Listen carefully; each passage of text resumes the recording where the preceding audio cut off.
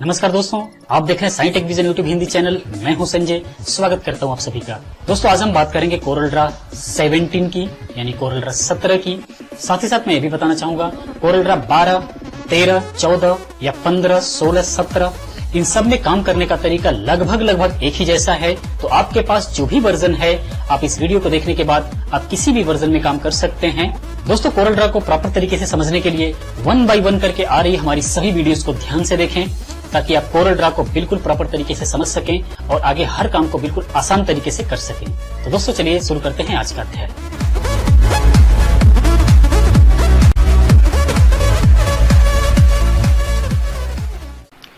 तो दोस्तों जारी है कोरल ड्रा 7 और हम बात कर रहे हैं तमाम टूल्स के बारे में।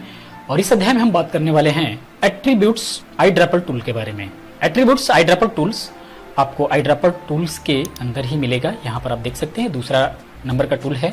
कलर आईड्रैपर टूल के बारे में आपने पिछले अध्याय में देखा था। इस अध्याय में हम जानेंगे एट्रीब्यूट्स आईड्रैपर टूल्स। अगर कलर आईड्रैपर टूल आपने नहीं देखा है तो पिछली वीडियो जाकर के देख सकते हैं, प्रॉपर तरीके से समझ में आ जाएगा। हम सबसे पहले इस टूल को प्रॉपर तरीके से समझने के लिए हम एक रेक्टेंगल ड्रॉ करते हैं। रेक्टेंगल या इलिप्स कुछ भी आप ड्रॉ कर सकते हैं, सब पर किसी भी ऑब्जेक्ट पर बिल्कुल एक ही तरह से काम करेगा।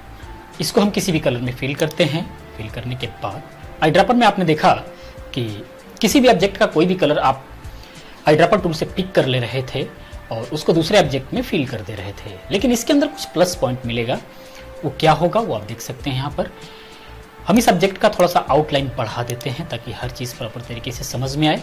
इस तरीके से अब हम क्या करते हैं, एक और ऑब्जेक्ट हम बगल में ड्रॉ करते हैं इस तरीके से। इसका साइज वगैरह सब कुछ थोड़ा सा अलग है, वो सारी चीज़ें मेंटेन हम करेंगे इसके प्रॉपर्टी से। हम एट्रीब्यूट्स आईड्रैपर टूल को सेलेक्ट करते हैं। सेलेक्ट करने के बाद आप यहाँ पर प्रॉपर्टीज की देख सकते हैं। फर्स्ट कलर आईड्रैपर टूल की तरह ही ये सेलेक्ट ऑब्जेक्ट एट्रीब्यूट है। इसमें फर्क क्या है कि जो पिछला आपने कलर आईड्रैपर टूल देखा था उसके अंदर जो सेलेक्ट करेगा वो कलर को सिर्फ सेलेक्ट करेगा, लेकिन इसके अंदर क्या है कि ये पूरे ऑब्जेक्ट को सेलेक्ट करेगा। जिस भी ऑब्जेक्ट पर आप क्लिक करेंगे तो ये पूरे ऑब्जेक्ट को सिलेक्ट करेगा और पूरे ऑब्जेक्ट जैसा दूसरे ऑब्जेक्ट को कन्वर्ट करेगा। तो आप देख सकते हैं किस तरीके से कन्वर्ट करेगा। जैसे हम फर्स्ट अभी इस पर देखते हैं, उसके बाद हम अगली प्रॉपर्टी समझेंगे। जैसे मान लीजिए हमने इस पर क्लिक किया और क्लिक करने के बाद हमने सेकंड में इसको फिल कर दिया। तो अब आप ये देख सकते हैं बिल्कुल सेम चीज, same size, same colours, same borders वगैरह, आउटलाइंस वगैरह सब कुछ बिल्कुल सेम ऑब्जेक्ट ये बना दिया है। तो ये कोई भी ऑब्जेक्ट हो बिल्कुल उसका अगर हमें सेम चाहिए तो ये बिल्कुल सेम कॉपी कर देगा। इसके अंदर और भी हम कंट्रोल जेड करते हैं, बैक जाते हैं और देखते हैं इसके प्रॉपर्टी में क्या क्या है।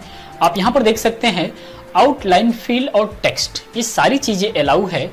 तो ये क्या कर रहा है, हमें बिल्कुल भी सेम ऑब्जेक्ट में चेंज कर दे रहा है। अगर हम यहाँ से आउटलाइन को हटा देते हैं और उसके बाद हम ओके करते हैं और फिर दोबारा से हम सेलेक्ट ऑब्जेक्ट से इसको सेलेक्ट करते हैं और उसके बाद फिल करते हैं, तो आप देख सकते हैं सब कुछ तो लिया लेकिन आउटलाइन को नहीं लिया, क्योंकि हमने यहाँ से आउटलाइन को हटा दिया था। उसके बाद कंट्रोल जेड करते हैं तो यहाँ से हम फिल को भी हटा देते हैं, ओके करते हैं और उसके बाद हम आईड्रैपर टूल को लेते हैं और यहाँ से क्लिक करने के बाद अब हम इस पर ऑब्जेक्ट पर क्लिक करेंगे तो आप देख सकते हैं ना तो कलर आया है ना तो आउटलाइन आया है, बिल्कुल साइज, सिर्फ साइज लिया है। हम यहाँ पर इसके ऊपर रख करके देख भी सकते हैं, आप यहाँ पर देख पाएंगे बिल्कुल सेम साइज इसने लिया है, सिर्फ साइज को कन्वर्ट किया है।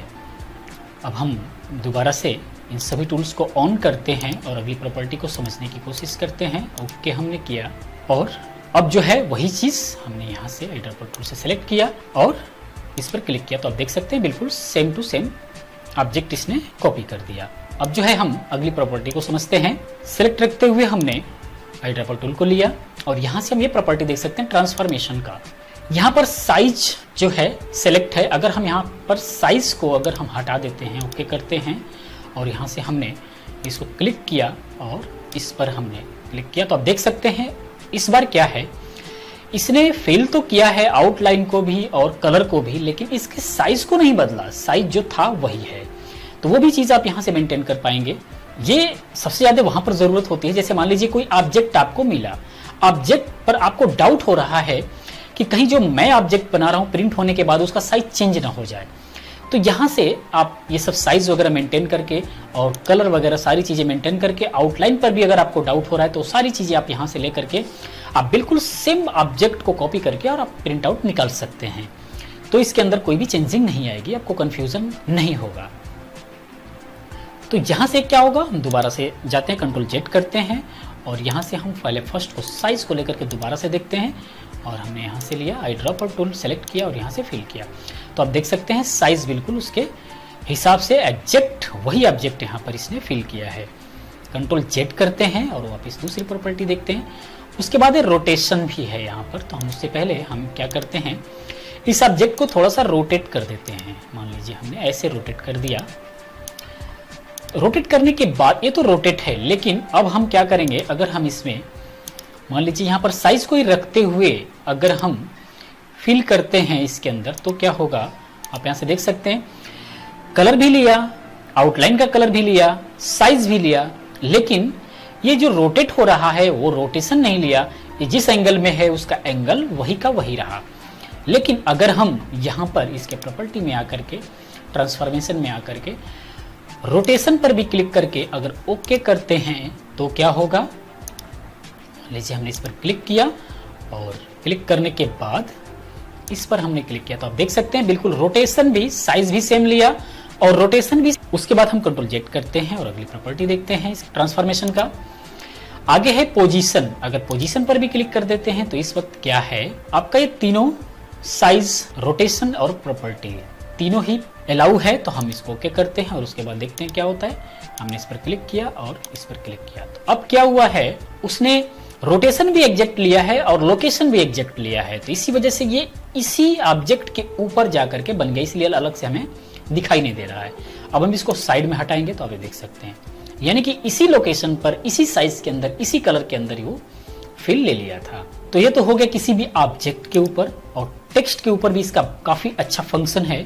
हम टेक्स्ट के ऊपर देखते हैं, कंट्रोल जेड करते हैं और हम इसको वापस इसी कंडीशन में लेते हैं। हम ये डिलीट करते हैं और यहाँ पर हम इसे बड़ा करते हैं और देखते हैं टेक्स्ट पर इसका क्या फिल है। इस तरीके से इसका आउटलाइन हम थोड़ा सा कम करते हैं क्योंकि आउटलाइन की अब हमें ज़रूरत नहीं है। यहाँ पर हम कोई टेक्स्ट लिखते हैं, टेक विजन हमने लिखा, यहाँ पर थोड़ा सा बड़ा हमने किया और यहाँ पर इसको हमने बोल्ड किया, कोई हैवी फॉन्ट लिया, बोल्ड किया। अब हम इसको टेक्स्ट को ये ऑब्जेक्ट के बिल्कुल सेंटर में लाएंगे। सेंटर में लाने के लिए हम क्या करेंगे, पहले आप टेक्स्ट को सेलेक्ट करेंगे और शिफ्ट बटन को प्रेस करते हुए हम ऑब्जेक्ट पर क्लिक करेंगे तो ये दोनों सेलेक्ट हो जाएगा। दोनों सेलेक्ट होने के बाद हम सी प्रेस करेंगे, कीबोर्ड से सी प्रेस करने पर ये हॉरिजॉन्टली अलाइन होता है, बिल्कुल सेंटर करता है। उसके बाद ई प्रेस कर देंगे, ई प्रेस करने से क्या होता है, वर्टिकली सेंटर होता है। तो अब ये जो है बिल्कुल सेंटर ले लिया है। हम इसको थोड़ा सा आउट करके चेक करते हैं तो प्रॉपर तरीके से समझ में आएगा। अभी आप देख सकते हैं, और शिफ्ट दबा करके हमने क्लिक किया और सी प्रेस किया तो आप देख सकते हैं हॉरिजॉन्टली अलाइन हो गया, बिल्कुल सेंटर में हो गया। और ई प्रेस करते हैं तो आप देख पाएंगे वर्टिकली भी अलाइन हो गया। ये अलाइन करने के बाद हम क्या करेंगे, एट्रीब्यूट आई ड्रॉपर को लेंगे। लेने के बाद जो है, हम अगर यहाँ पर ऑब्जेक्ट पर क्लिक करते हैं आई ड्रॉपर से और जाकर के टेक्स्ट पर अगर हम फिल कर देते हैं तो क्या होगा, टेक्स्ट जो है आपका ऑब्जेक्ट के साइज का बन जाएगा और फर्स्ट क्लिक में ये मिरर होगा, वर्टिकली मिरर। हम दोबारा क्लिक करेंगे तो ये सही हो जाएगा दोबारा से, बिल्कुल आप देख सकते हैं बिल्कुल उसी साइज के अंदर ये फिट हो गया है। उसके बाद हम सिलेक्शन टूल से हम टेक्स्ट को सेलेक्ट करेंगे और यहाँ से कोई फील वगैरह हम देना चाहते हैं इस तरीके से, आउटलाइन भी चेंज करना चाहते हैं इस तरीके से, आउटलाइन को बढ़ाना भी चाहते हैं तो आप यहाँ से बढ़ा भी सकते हैं। जैसा कि पहले बताया गया है, ये दोनों ऑप्शन ऑन करना पड़ता है तो आप ये देख पाएंगे। अगर थोड़ा सा और पतला करना है, ज़्यादा हो गया है तो हम ये आउटलाइन थोड़ा सा कम करते हैं इस तरीके से, तो आप ये देख पाएंगे बिल्कुल प्रॉपर तरीके से। तो ये तो हो गया एक ऑप्शन। उसके बाद हम कंट्रोल जेड करते हैं, पहले कंडीशन में चलते हैं। पहले जो था, हमने यहाँ से आई ड्रॉपर से हमने ऑब्जेक्ट को सेलेक्ट करने के बाद, ऑब्जेक्ट को सेलेक्ट करने के बाद जब हमने इस पर क्लिक किया तो आप ये देख सकते हैं आउटलाइन के अंदर इस तरीके से ये टेक्स्ट बन रहा है। लेकिन अगर हम इसी को कंट्रोल जेड करते हैं और इसको थोड़ा सा और ऑब्जेक्ट को हम पतला करते हैं शिफ्ट बटन को दबाते हुए, ताकि दोनों तरफ से सेम साइज ले, और यहाँ से अगर हम इसके प्रॉपर्टी से ये दोनों चीज़ें आउटलाइन एंड फिल हटा देते हैं, सिर्फ टेक्स्ट रखते हैं, तो क्या होगा, आप ये देख सकते हैं बिल्कुल फील होकर के कलर आएगा। दोबारा क्लिक करेंगे, ये बिल्कुल सीधा मिरर हो जाएगा। उसके बाद जो है आप टेक्स्ट को सेलेक्ट करने के बाद कोई भी कलर वगैरह चेंज कर सकते हैं। तो आप देख सकते हैं एट्रीब्यूट आई ड्रॉपर टूल का बहुत ही बेहतरीन फंक्शन है हमें ऑब्जेक्ट को कॉपी करने के लिए और ऑब्जेक्ट को बिल्कुल दूसरे ऑब्जेक्ट से मैच कराने के लिए। उसके बाद जो है इसकी प्रॉपर्टी आप देख सकते हैं, जो अगर इसी एट्रीब्यूट आई ड्रॉपर टूल को सेलेक्ट रखते हुए अगर आप टेक्स्ट को सेलेक्ट करते हैं और ऑब्जेक्ट पर क्लिक करते हैं, फिल करते हैं, तो क्या होगा, जो ऑब्जेक्ट है आपका रेक्टेंगल वो टेक्स्ट के साइज का हो जाएगा इस तरीके से। तो आप इस ऑप्शन का भी इस्तेमाल कर सकते हैं। एक बार और देख लेते हैं। जैसे आई ड्रॉपर टूल हमने लिया और यहां से हमने टेक्स्ट को सेलेक्ट किया, टेक्स्ट को सेलेक्ट करने के बाद और इस ऑब्जेक्ट पर हमने क्लिक किया, तो आप देख सकते हैं ये जो है ऑब्जेक्ट ही बिल्कुल टेक्स्ट के साइज का हो गया।